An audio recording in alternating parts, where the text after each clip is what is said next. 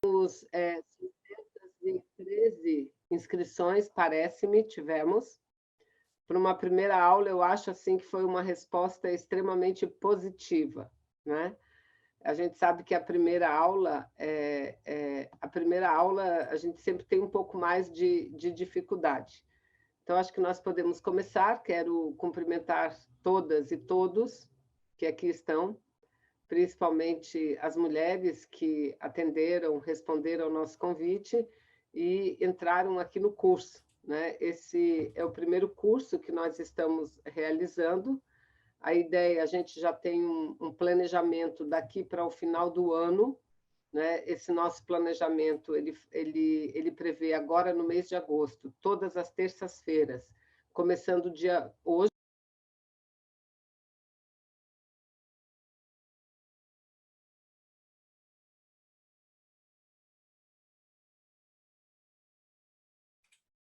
Vanessa, você está sem som. Desculpa. Do meu microfone. Vocês ouviram eu falar sobre o curso? Não? Nada? Eu pego a Ingrid, ó. Então, é o Fui seguinte, eu, camarada. viu? O pescoço é meu para quebrar. Fui eu sem querer aqui admitindo. Dar boas-vindas a todas, né? Agradecer aqui a participação. Eu dizia, né, Zizi, a gente tem em torno de 613 inscrições. Exato. Essa é a nossa primeira aula. A Secretaria Nacional de Mulher, com o apoio do PCdoB, com o apoio do Fórum Nacional de Mulheres, das secretárias estaduais, dos grupos da coordenação de apoio que cuidam da formação, da comunicação, nós já deliberamos um calendário para esse ano, que para nós será um ano bastante complexo, um ano recheado de atividades. Aliás, todas estamos acompanhando as votações no Congresso Nacional, né? E eu tenho conversado muito com a nossa bancada. A ideia é primeiro resolver, encaminhar a votação sobre a reforma política das questões mais gerais e depois entrar para outras questões, ou seja, tratar agora do ponto de vista do sistema eleitoral, político-eleitoral mais geral, se vai ser distritão ou vai ser volta de coligação ou federação. O fato é que o que nós estamos vendo é um Congresso que começa a se alertar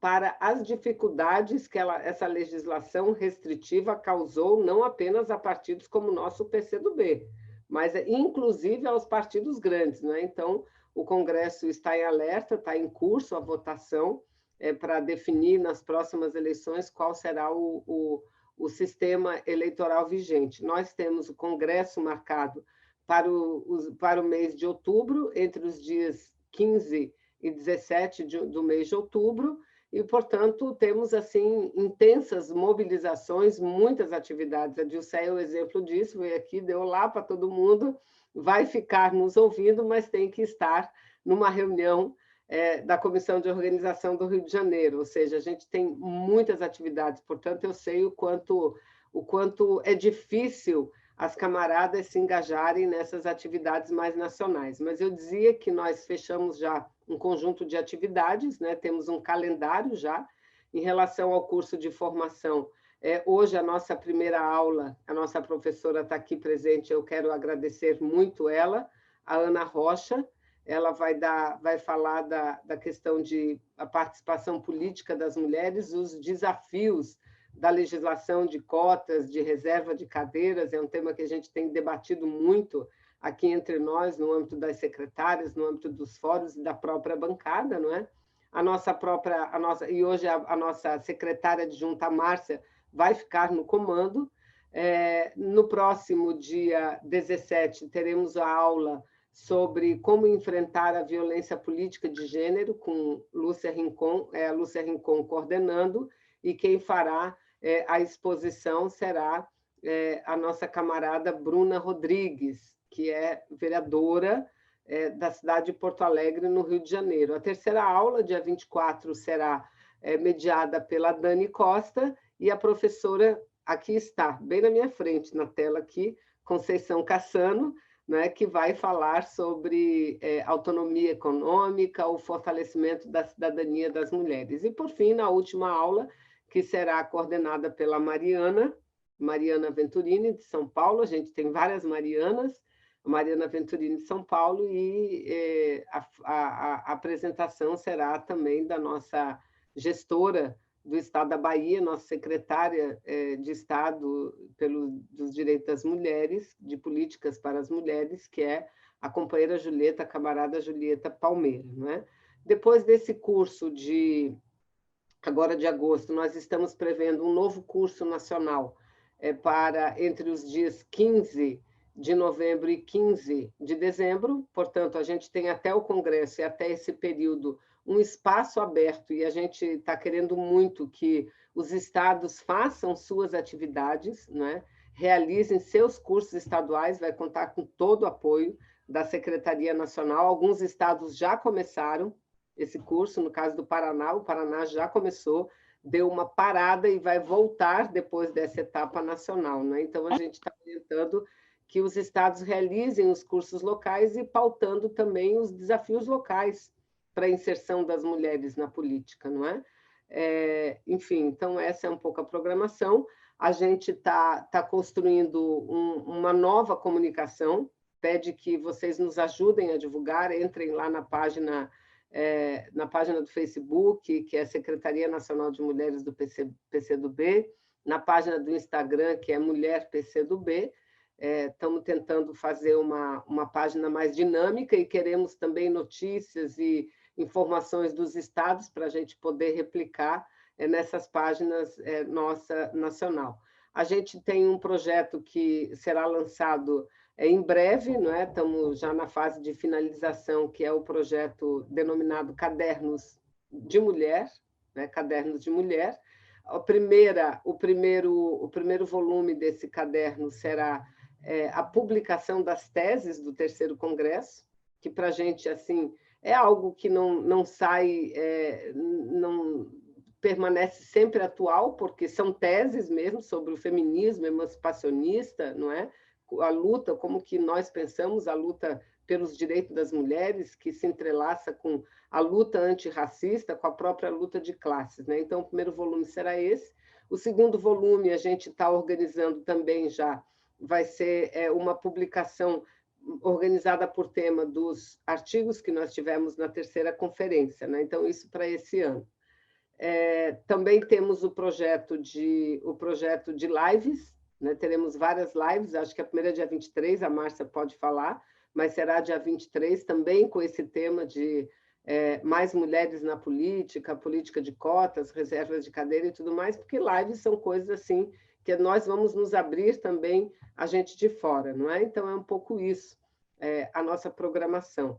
Eu quero, nesse momento aqui, apresentar a minha solidariedade aos camaradas do Brasil inteiro, sobretudo de São Paulo. Hoje, há poucos minutos, eu fiquei sabendo da perda que nós tivemos do nosso dirigente nacional, né, Wagner Gomes. Não há quem no partido não conheça Wagner Gomes, não há quem no partido não tenha sorrido, não tenha tido boas risadas com o Wagner Gomes. Parece que foi ontem a nossa última reunião do Comitê Central, que a reunião estava acabando, ele tomou lá um copo de vinho e já começou a brindar todo mundo. Foi presidente do Sindicato dos Metroviários de São Paulo, um dos maiores sindicatos, foi presidente da nossa CTB, né? Um camarada que, assim, pegou todas nós de surpresa. Não sabemos ainda qual a causa, tudo indica que tenha sido um ataque fulminante, mas em breve a gente saberá o que foi. Né? Então, eu quero que esse curso, essa aula hoje, toda a nossa militância, seja dedicada ao Wagner Gomes. Né? A gente tem tido muitas perdas nos últimos tempos, né? Muitas perdas, já vivemos uma situação muito difícil, e essas perdas assim apenas reforçam, né? Mas eu tenho certeza que eles que nos deixaram, tanta gente, mulheres, homens, militantes, jovens, trabalhadores, né? Haroldo Lima, uma coisa assim, eu tenho certeza que eles, lá de onde eles estão torcendo para que a gente siga firme na luta, porque era o desejo de todos eles, que a gente seguisse firme na luta pela construção de um novo momento e uma nova sociedade, não é? Então, eu quero, com essas palavras, passar os trabalhos para a Márcia. Eu continuo aqui no curso, vou ter que fechar a câmera, porque tem uma pessoa que eu tenho que cuidar, está no meu período de cuidadora, né? Santa conhece bem, eu vou ficar cuidando, mas vou ficar aqui antenada muito no nosso curso. Desejar a Ana Rocha uma boa aula. A Ana é a coordenadora da nossa comissão de formação, tem feito um grande esforço, realizado um grande trabalho junto com outras camaradas, e eu quero agradecer todas, não é? Através da Ana, Zizia, que tem feito um grande trabalho, Guiomar, enfim, todas que aqui estão, e a Márcia, que tem sido uma parceirona, né? A Márcia, a gente tem dividido as tarefas, não é, Márcia? E é muito bom sempre contar com duas. Ela me cobra, eu cobro menos dela, ela me cobra mais, porque ela é muito atenta, né? Então, com a Márcia, nada passa, nada passa. Então, olha, muito obrigada a vocês, obrigada pela presença, e eu passo agora a condição dos trabalhos para a nossa querida secretária adjunta, Márcia Campos. Queria citar o nome de todas, Márcia, já somos quase 200 na sala, e as pessoas vão entrando, né? Então, isso é muito bom. Obrigada, gente. Boa noite a todas as companheiras e companheiros. Eu me somo à palavra da Vanessa sobre o Wagner Gomes, assim como a Ana Rocha. Eu tive várias oportunidades na minha vida de militar junto com ele, enquanto eu estava na FEDIM e ele na CTB. Então, foi realmente um choque muito grande. Queria dizer para vocês que a nossa primeira aula será dada pela professora Ana Rocha. Ana foi secretária da Mulher no Rio de Janeiro, foi presidente, né, do municipal e do estadual, não sei se do municipal ou estadual, do partido no Rio de Janeiro. É um exemplo de companheira que, além de usar todo o seu conhecimento para socializar com todas as camaradas, e assim, dessa forma, todas vamos crescendo, também é uma companheira que, no executivo e na estrutura partidária, tem dado um exemplo de promover mais mulheres na política, de lutar para que tenha mais mulheres nos coletivos partidários. Ana, agora estamos na luta de preencher os 35%, né, conquistados no Comitê Central de mulheres nos coletivos partidários. E onde, companheira, já tem 35%, não é para dizer tudo bem, está bom, é para aumentar, porque vocês que já estão na vanguarda e já têm 35%, tem que ir embora para 45%, para a gente poder continuar no rabo do foguete, crescendo e crescendo. Eu quero agradecer muito a quase 200 companheiras que estão na sala, dizer que a nossa primeira aula, dizer, Ana, que a gente tem uma expectativa muito grande no que você vai trazer para todos nós. A Ana, depois, vai dizer tudo que ela vai deixar no nosso grupo, né, para que a gente possa municiar as informações ao longo da nossa militância. Mais para o final eu falo das próximas atividades, até porque, como eu, acho que está todo mundo, né, bastante ansioso. E, para terminar, Ana, eu queria, ao dedicar essa nossa aula ao Wagner Monte, dizer para cada companheira que eu me encontro nesse momento terrível da pandemia, que o nosso país está sofrendo tanto, que um louco, degenerado, fica passeando lá no Congresso com os equipamentos que ele pensa, né, que vai poder usar contra o povo brasileiro. Queremos dizer para vocês o seguinte: a nossa luta só cresce, e nesse curso vamos crescer também para a defesa das mulheres brasileiras na luta terrível, incessante contra a carestia. Com vocês, a companheira Ana Rocha. A gente te avisa. Tá bom. Zizia, me ajuda. Com Boa 30 noite minutos, a a todas. gente avisa a Ana. Boa noite a todas. Estão me ouvindo? Sim, Ana. Vocês estão me ouvindo? Super bem. Estamos ouvindo. Eu só queria que desse um alô aí, se estão me ouvindo. A Ana não está nos escutando. Estamos ouvindo. Ana Rocha. Você está nos ouvindo? Estão me ouvindo, gente? Dá Estamos um te ok aí, ouvindo. por favor. Que eu estou sem som. Sim, né? Tudo certo, Então, Ana. gente, boa noite. Em primeiro lugar, eu queria saudar o Wagner Gomes, né? Conheci, militei anos com Wagner Gomes em São Paulo, uma liderança aí do movimento sindical. É uma grande perda das muitas que a gente está sofrendo nesses últimos tempos. Então, minha saudação, minha homenagem ao Wagner, lutador dos trabalhadores do PCdoB, meu abraço de solidariedade a todos os companheiros e familiares. Então, eu queria começar dizendo isso. Saudar todos os presentes, todas as companheiras e companheiros, já vi que tem dirigentes homens também aqui, que é muito importante, né? E agradecer aí a Vanessa, a Márcia, que estão aqui nesse comando, e vamos aí dar nossa contribuição. Esse curso é uma tentativa de se somar nesse esforço geral da gente reforçar a participação política das mulheres, nesse momento em que está se debatendo uma reforma política no Congresso Nacional. Então, essa questão está na ordem do dia e esperamos aqui contribuir com o debate. Eu pediria a Ingrid para passar aí a apresentação para a gente começar.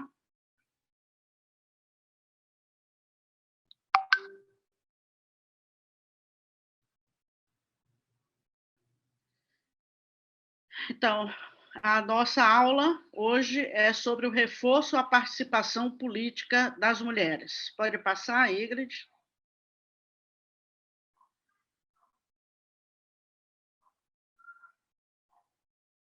Pode passar o próximo slide?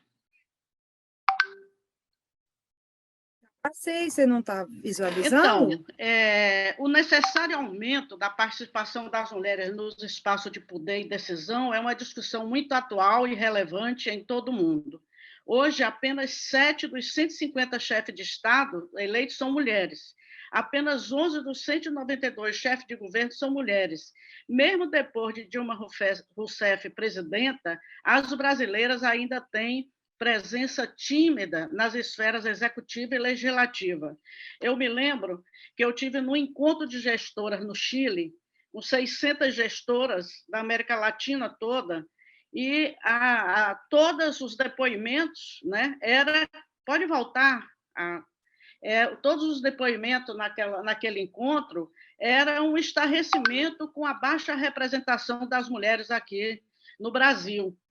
Né? E nesse debate também nós avaliávamos vários fatores que podiam levar a isso. Então, o Brasil, na verdade, ocupa a 142ª posição no mundo quanto à participação das mulheres no parlamento, ou seja, uma participação muito pequena, mesmo em relação à América Latina. A democracia, a gente sabe, se constrói com mais participação das mulheres nos espaços de poder e decisão.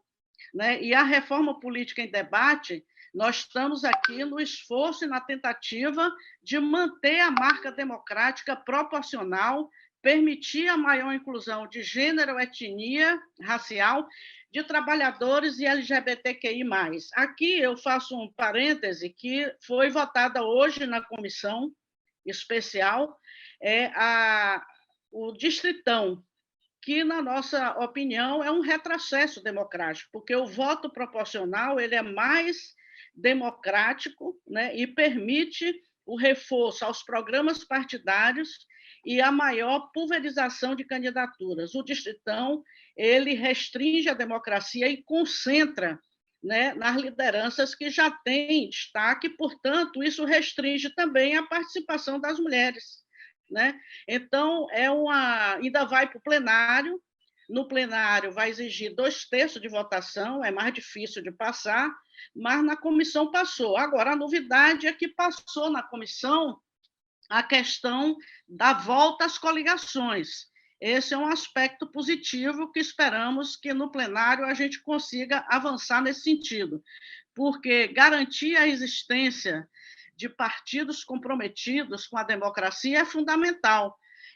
Nós, do PCdoB, estamos fazendo todos os esforços para aprovar a federação de partidos, né, para garantir a existência desses pequenos partidos. Então, nós estamos num momento crucial, né, dessa votação da reforma política, que pode significar um avanço ou um retrocesso democrático. Nós esperamos e estamos fazendo todos os esforços para que tenha um avanço com a aprovação de coligação ou da federação dos partidos, que é uma forma de garantir a sobrevivência dos partidos menores. Pode passar?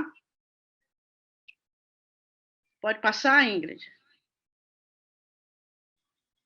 Ingrid, pode passar a lâmina? Eu já passei. Eu já passei, é que demora um pouquinho, Ana. Por favor, quem é que está na técnica?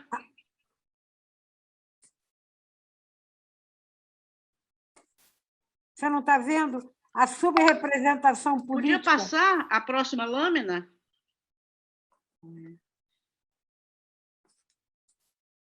A próxima lâmina. Ana, você está me O que é que ouvindo? está acontecendo aí? Ana, você está me ouvindo? Congelou na tela. A próxima lâmina é sobre mais mulheres no PD, o significado da subrepresentação política das mulheres, que decorre de vários fatores.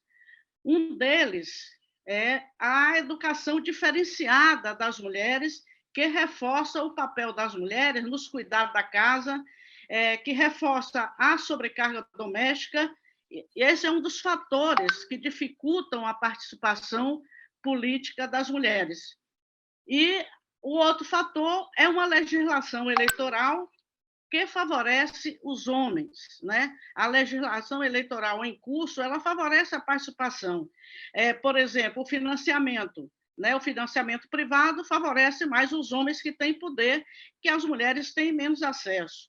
E quando as mulheres... Então, esses são fatores que dificultam. E quando as mulheres chegam a espaços de poder, a tentativa é isolá-las nas áreas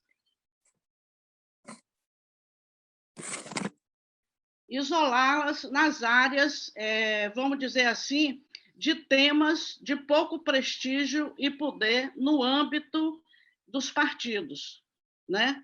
Então, por exemplo, das casas legislativas e nas atividades de coordenação. Em geral, quando a mulher chega no poder, no parlamento ou no executivo, em geral, no parlamento, ela não fica com as comissões, não fica com as comissões de, vamos dizer assim, de economia, de orçamento, né? Em geral, as mulheres ficam em comissões secundárias, né? Então, esse também é um aspecto, né, da participação política das mulheres. Pode passar a próxima lâmina? Então, aqui, para a gente chegar aos nossos dias, é importante a gente entender a evolução do direito à participação política, né?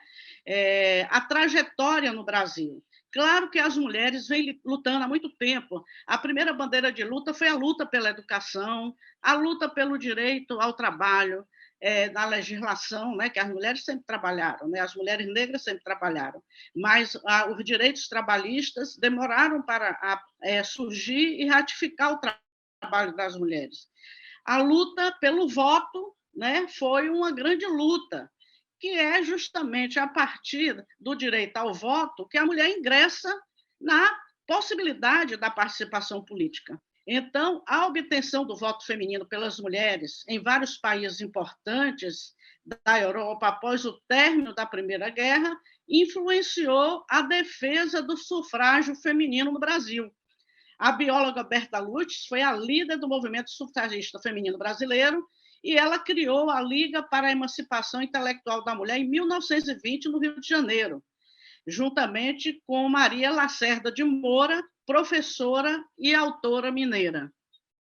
Então, essa foi uma grande questão. Então, em 1922, Berta Lutz funda a Federação Brasileira pelo Progresso Feminino, filiada à Aliança Internacional pelo Voto Feminino. Mas só em 1932, no governo de Vargas, o novo código, decretado em 24 de fevereiro, dava o direito de voto às mulheres sob as mesmas condições que os homens, né? A Constituição de 34 ratificou essa vitória. Então, vocês veem que o tempo de participação das mulheres, né, com o direito ao voto também é curto, né? Então, essa evolução é lenta também, a evolução da participação das mulheres. Então, próxima lâmina. Então, o golpe, então, essa luta pelo direito ao voto foi um passo importante para a cidadania, mas essa participação ela foi lenta. E com o golpe militar de 64 e a ditadura sufocaram e reprimiram os movimentos feministas. Foi a partir dos anos 80, com a redemocratização, que houve uma crescente incorporação da problemática das desigualdades, né, de gênero pela agenda governamental. Então, vocês veem que houve um hiato, né, da participação com a repressão, a restrição democrática afetou o povo brasileiro e afetou, em particular, as mulheres. Então, a Constituição Federal Brasileira de 88, ela representou um marco jurídico único de afirmação dos direitos humanos no país,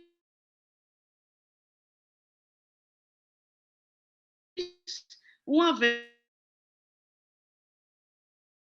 sociedade civil que lutavam pela defesa dos direitos humanos e de cidadania, inclusive os das mulheres.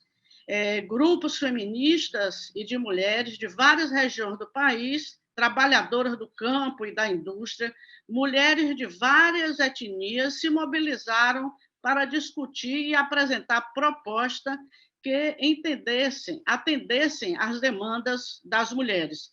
Então, a Constituinte de 88 aprovou uma Constituição avançada no que se refere às mulheres, além de contemplar a igualdade de direito em seu artigo 5º, inciso 1º, reconceituou a família, abrindo como é que se diz isso? Abolindo o pátrio poder e a figura de chefe do casal, reconheceu a união estável, confirmou o divórcio, ampliou a licença maternidade e criou o direito à licença paternidade, o direito à creche, coibiu a discriminação da mulher no trabalho, criou direitos para as empregadas domésticas e previu a criação de mecanismos para coibir a violência doméstica. Então, a Constituição de 88 ela foi um marco significativo para o avanço da cidadania das mulheres. Pode passar?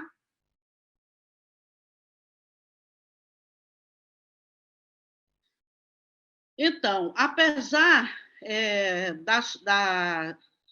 de conquistas no campo legal, a representatividade das mulheres nos quadros de poderes públicos e nas instâncias decisórias está muito aquém dos 50% da população feminina. Avaliando-se o resultado das eleições nos últimos 30 anos, constata-se um lentíssimo crescimento da participação das mulheres no legislativo brasileiro. Somente em 1986 foram eleitas deputadas federais num número mais expressivo, 26 deputadas. Apenas em 1990 foi eleita a primeira senadora com mandato efetivo, e em 1994 foi eleita a primeira governadora do país. Além dos cargos eletivos,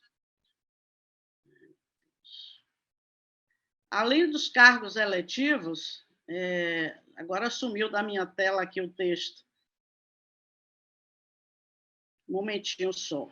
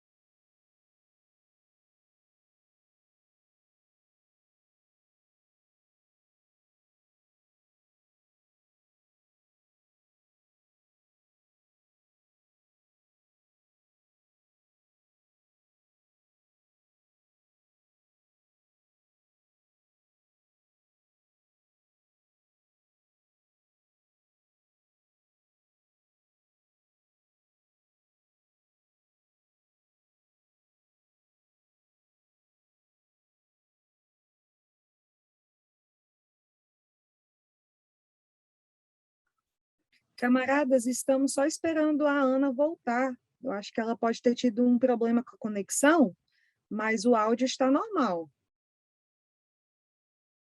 Ela retornou.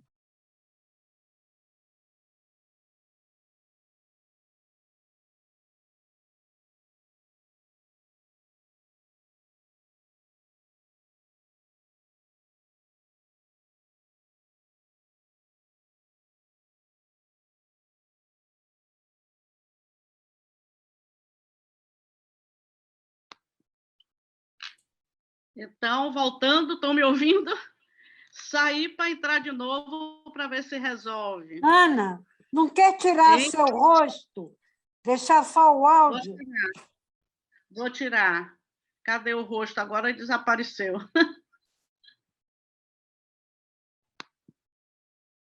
Está ouvindo agora? Estamos te ouvindo, Ana.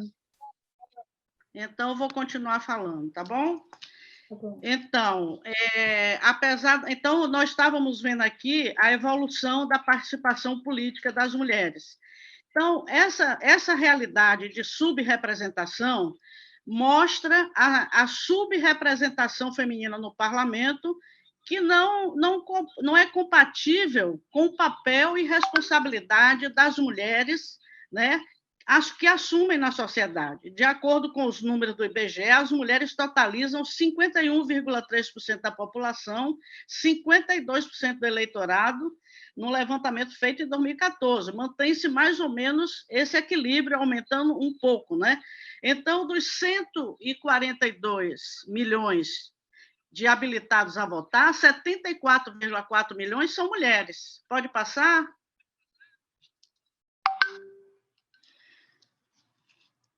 Pode passar, Ingrid? Continua parado, né?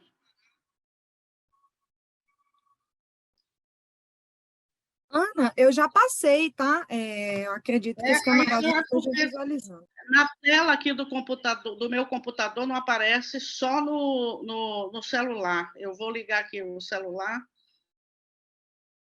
Acho que eu vou assistir a do celular. Você autoriza eu entrar pelo celular, que eu estou pedindo e não entra.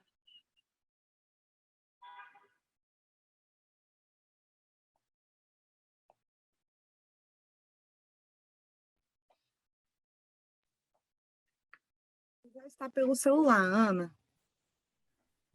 Habilitou? Sim, você está habilitado.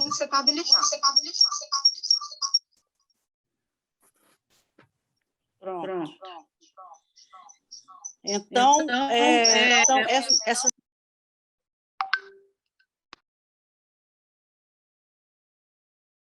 Nesse caso, você tem que escolher um microfone, Ana, ou do computador ou do celular.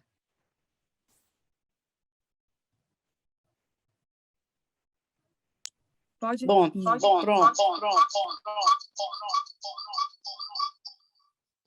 E aí você tem que diminuir o áudio do celular até o mínimo.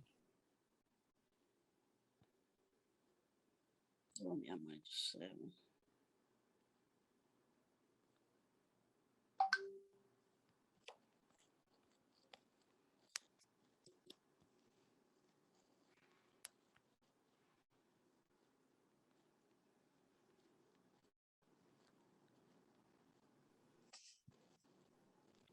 Enquanto a Ana corrige aqui o equipamento dela, eu queria pedir para vocês assinarem a lista de presença, por favor. Pronto. Não deixarem de assinar. Então, aqui só para mostrar que na história do Brasil nós só tivemos essas poucas mulheres chefes de Estado. Dona Maria I, né? Dona Leopoldina, Dona Isabel, que foi quem sancionou a Lei Áurea em 22, e a presidenta Dilma, eleita em 2010 e reeleita em 2014. Pode passar, Ingrid?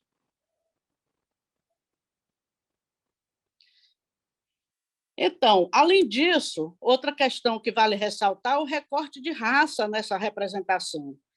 As mulheres negras são mais subrepresentadas no parlamento que a mulher branca.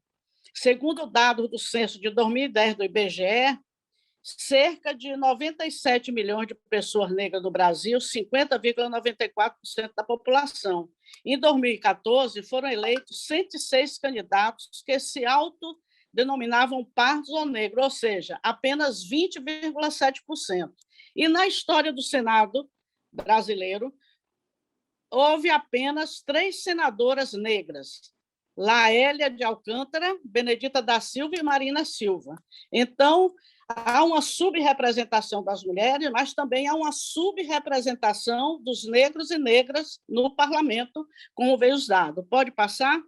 Dá o exemplo aqui do estado do Rio de Janeiro. Vocês dêem uma olhada aí que na eleição do primeiro turno de 2018, né, de 2020, aliás, na eleição para a prefeitura de 2020, os prefeitos eleitos no estado do Rio de Janeiro, vocês vejam aí em relação à população.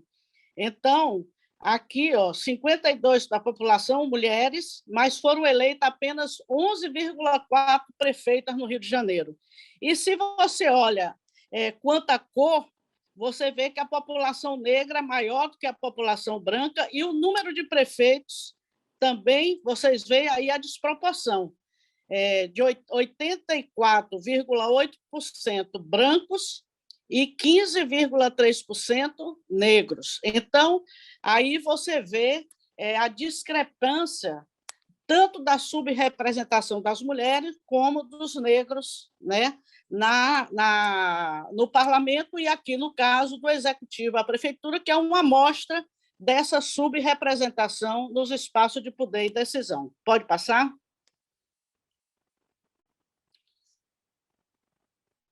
A inclusão aqui, outro aspecto dessa questão da representação política, que nós falamos do parlamento, do executivo, mas outro aspecto a considerar é a questão da inclusão das mulheres nas estruturas de direção partidária. Na última atualização feita pelo Tribunal Superior Eleitoral, existem 16.200.892 pessoas registradas em partidos políticos no Brasil. Destes, 45,72% dos filiados são mulheres, mas elas representam, apesar de representarem 52,8% do eleitorado, o que se destaca de grave nisso tudo é que, vamos dizer o seguinte, apenas 21% dos cargos nas suas executivas nacionais são de mulheres. Ou seja, também nos espaços de poder dos partidos políticos, as mulheres também são subrepresentadas no espaço de poder maior, que são as executivas. Pode passar? Aqui eu acrescentaria, mas eu falei antes que 2 razões fundamentavam a subrepresentação feminina. Uma era a educação diferenciada, a sobrecarga doméstica e a legislação. Junto com isso, tenho 2 questões também que vale destacar. A primeira é o fato de que as mulheres elas ingressam na política por vias do trabalho social, e, às vezes, também, aqui como fala, 34% por meio de organizações não governamentais, as ONGs, diferente da trajetória dos homens que entram na política pelos partidos políticos, né? Então, ou seja, a trajetória política das mulheres geralmente é ligada ao trabalho social, diferente dos homens que já entram numa postura de trabalho, né, via partido, via os espaços de poder. E outra razão, então, essa questão ela já dá uma diferenciação da participação política das mulheres também. A outra se relaciona aos padrões de socialização de homens e mulheres, né, que são diferentes. A gente viu a educação diferenciada, mas as mulheres elas são voltadas mais, como nós vimos, para o trabalho doméstico e de cuidados, e isso cria, vamos dizer assim, um impedimento para uma maior qualificação e uma maior disputa dos espaços de poder. Isso faz com que... Isso é muito interessante, porque quando a gente vê o ditado que mulher não gosta de política, Na verdade, não é que as mulheres não gostam de política, é que é o fato delas não treinarem participar da política, por se voltarem pela sobrecarga do espaço doméstico e privado, elas têm medo dessa participação porque é um terreno desconhecido. Isso também faz com que as mulheres tenham medo da política, porque é um terreno desconhecido. Então, essa forma de socialização diferenciada também é um obstáculo à participação política das mulheres. E quando as mulheres chegam no poder, isso se manifesta pelo preconceito na sociedade, que as mulheres ficam em funções secundárias. Dificilmente você vê no parlamento elas pegam a presidência de uma comissão de economia ou de orçamento. Geralmente elas pegam outras comissões, né? Então isso faz parte também dessa socialização diferenciada. Então, mesmo quando a mulher chega no poder, ela é discriminada em funções consideradas mais importantes e ficam em funções mais secundárias.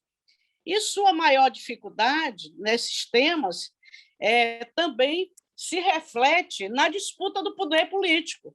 Como as mulheres, na sua maioria, elas ficam consumidas pelo trabalho doméstico e o espaço privado, elas não lidam com a disputa de poder, elas se sentem intimidadas. Muitas lideranças não conseguem nem falar no microfone. E quando, ou no sindicato, ou nos partidos, ou na luta política, elas são agredidas, isso intimida. Quantas parlamentares que chegaram no parlamento são agredidas e choram, ficam nervosas? Por quê? Porque é um ambiente hostil à realidade que elas vivem de um ambiente familiar.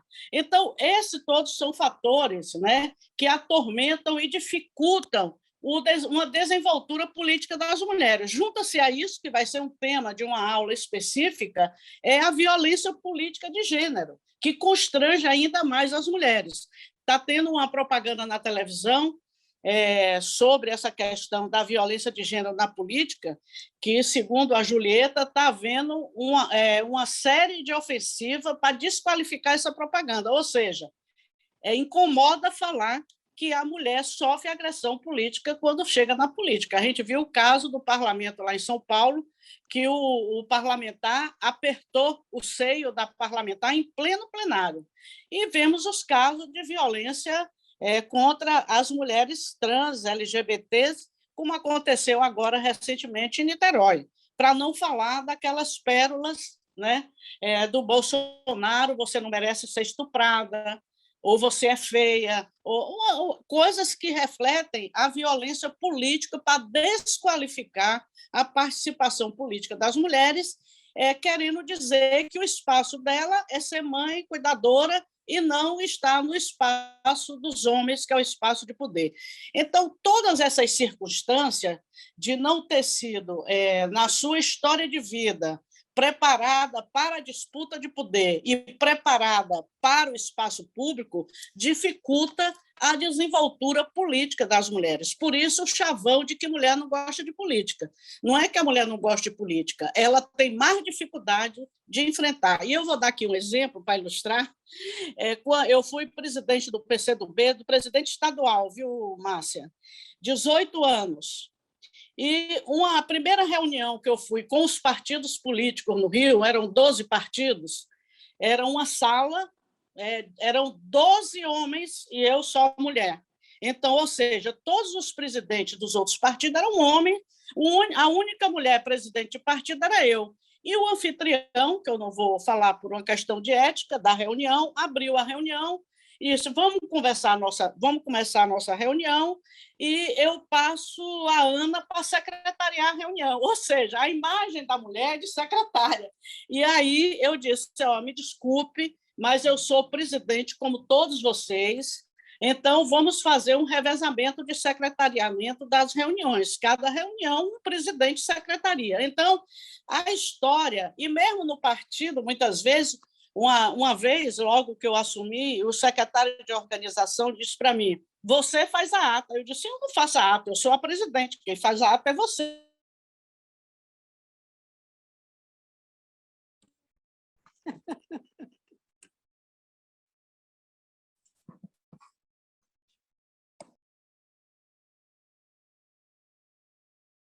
converter para a mulher perder o medo da disputa de poder, perder o medo de ser comandante, de ser dirigente. Então, eu dei esses dois exemplos também para a gente entender como a imagem da mulher no comando, dirigente de partido, de parlamento, ela muitas vezes é difícil de encarar. Pode passar?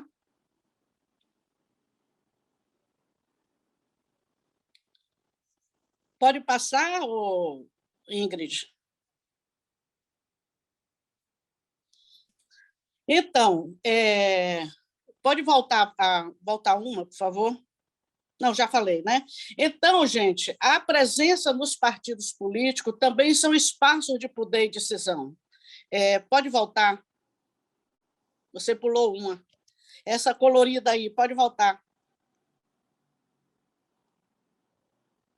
Você está andando para frente, tem de andar para trás, Ingrid. Ingrid, anda para trás. É aqui, Ana. Mais uma. Mais uma? Aí, para aí. Então, as mulheres inseridas em partidos políticos devem fiscalizar os investimentos de seus respectivos partidos em políticas de igualdade ou equidade de gênero ou políticas e estratégias específicas definidas oficialmente pelo partido.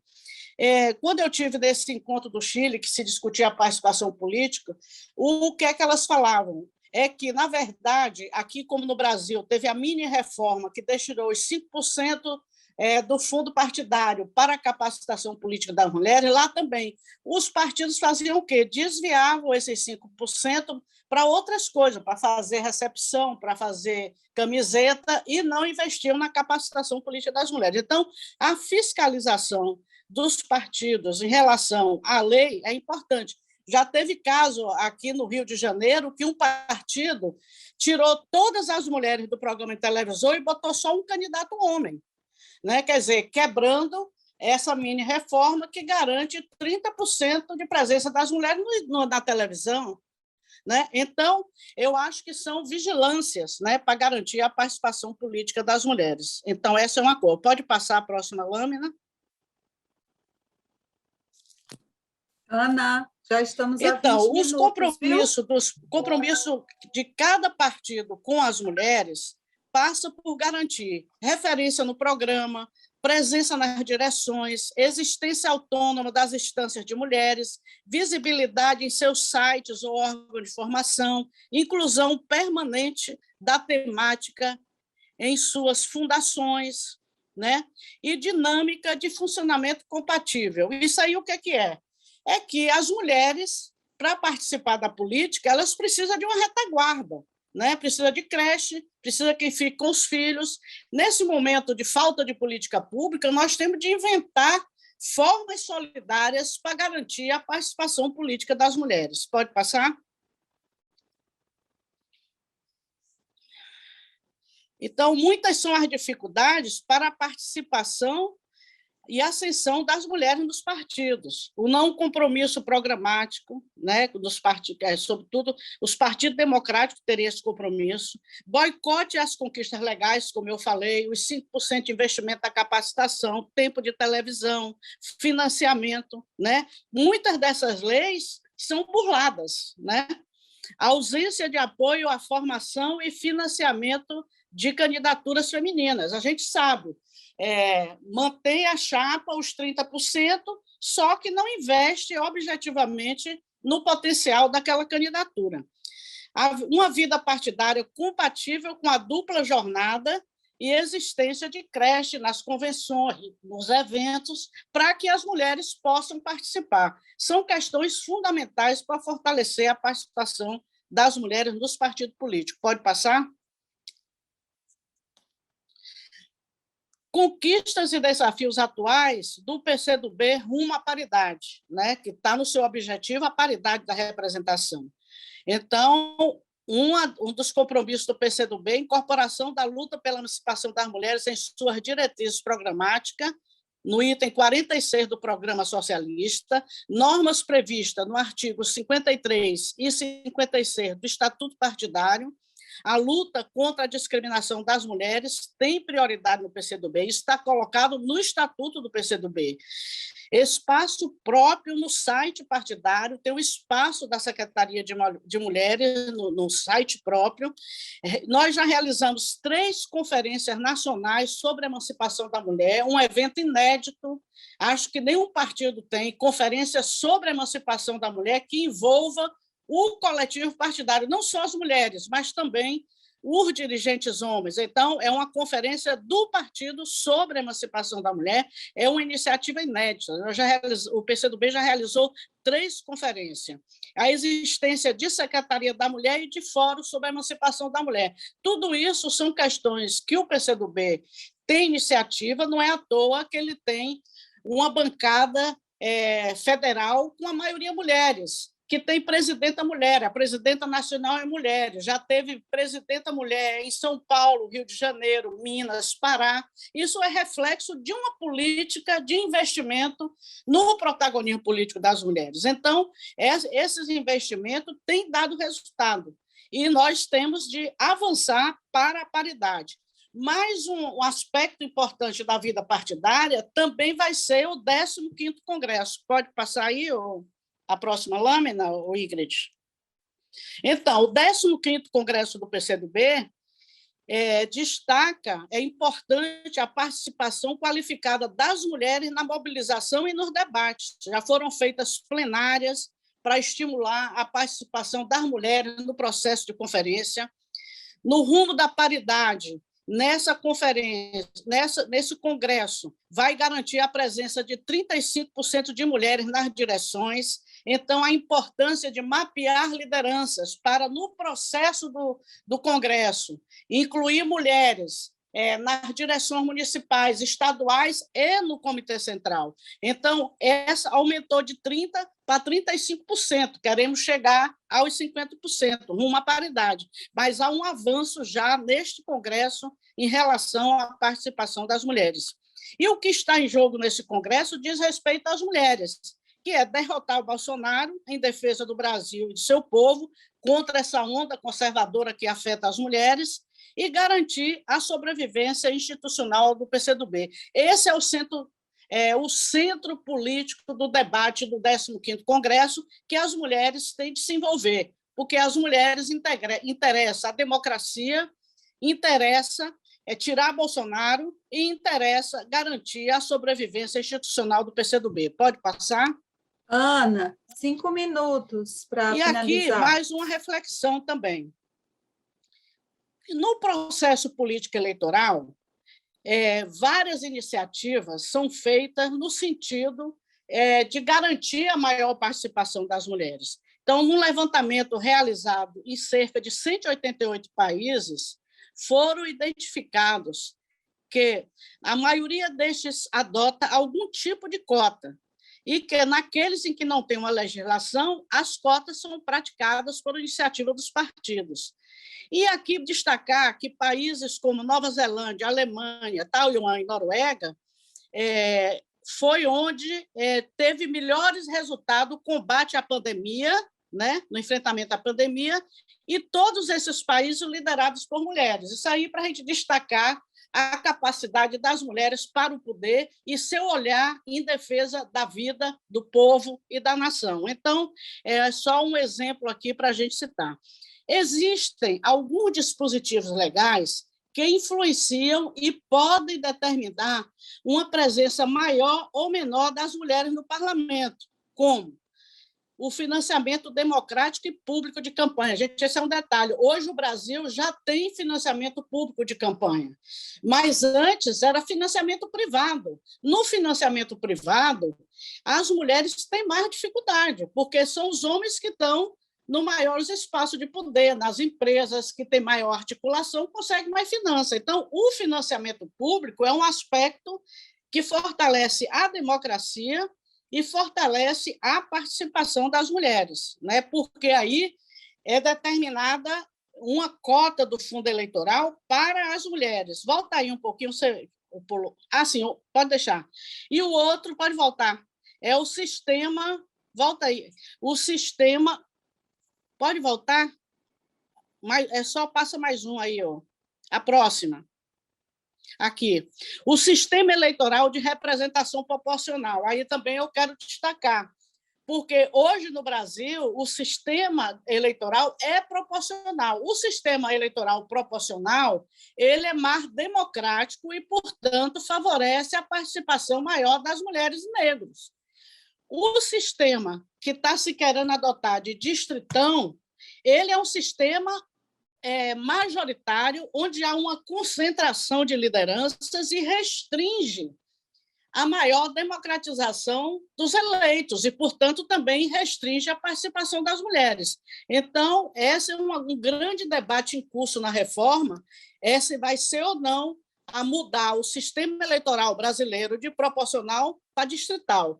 Se aprovar o distrital, vai ser uma derrota democrática para o povo e para as mulheres e para os partidos democráticos, porque, em vez de se votar num programa, num partido, numa legenda, vai se votar em pessoas, ou seja, isso aí ataca a representação partidária, ataca, vamos dizer assim, o papel dos programas, né? E volta-se a investir em pessoas. Então, isso é um retrocesso. Então, essa questão está em pauta, vamos lutar para que não passe o distritão. Então, é muito importante a representação proporcional como espaço democrático e que mais favorece as mulheres. Então, tudo isso tem a ver com a maior ou menor participação das mulheres. Tá bom? Pode passar? Ana, por favor, vai encerrando. E aqui, na América Latina, os países com maior presença feminina na Câmara dos Deputados são Costa Rica, Argentina, para citar dois. Vamos falar de Cuba, que é outro sistema, né? Mas eu estou falando aqui dos países capitalistas. Né? E qual é a diferença nesses países? Porque o Brasil, por exemplo, ele aprovou as cotas, mas isso não significou um salto qualitativo na representação das mulheres. E por que isso? Porque os lugares onde a cota foi eficiente, ele foi complementado com a lista fechada com posições de alternância, ou seja, se garantiu na chapa posições de alternância, um homem, uma mulher, um homem, uma mulher, né? E outros dispositivos que favoreceram a maior representação das mulheres. Conclusão, a cota só não é suficiente. A cota tem de vir acompanhada de posições de alternância, tem de vir acompanhada de um funcionamento, de um financiamento das candidaturas mulheres eficaz, né, para que a cota signifique um salto de qualidade. E hoje, e mais recentemente, nós tivemos aí o exemplo do Chile, que é um exemplo que surpreendeu, por quê? Porque houve um grande ascenso do movimento de mulheres no Chile, né? Um ascenso de um movimento voltado para a localidade, de enraizamento, um movimento estudantil de grande força, e na última eleição para a Constituinte foi eleita uma prefeita em Santiago, e vejam a representação na Assembleia Constituinte, mais mulheres do que homens. Elas chegaram a abrir mão de cadeiras para haver paridade. Então, isso é um fenômeno, é um exemplo a ser seguido, ou seja, o fortalecimento das mulheres como liderança nas lutas, inserida nos territórios e na disputa política, aumenta a sua representação. Então, nós temos de analisar no Brasil as nossas dificuldades, que vão desde a legislação, desde uma política complementar às cotas, que potencialize as candidaturas femininas, desde um investimento financeiro eficaz e que puna os partidos que não cumpram, para que as mulheres realmente dêem um salto. E aí vamos ao próximo ponto. Pode passar?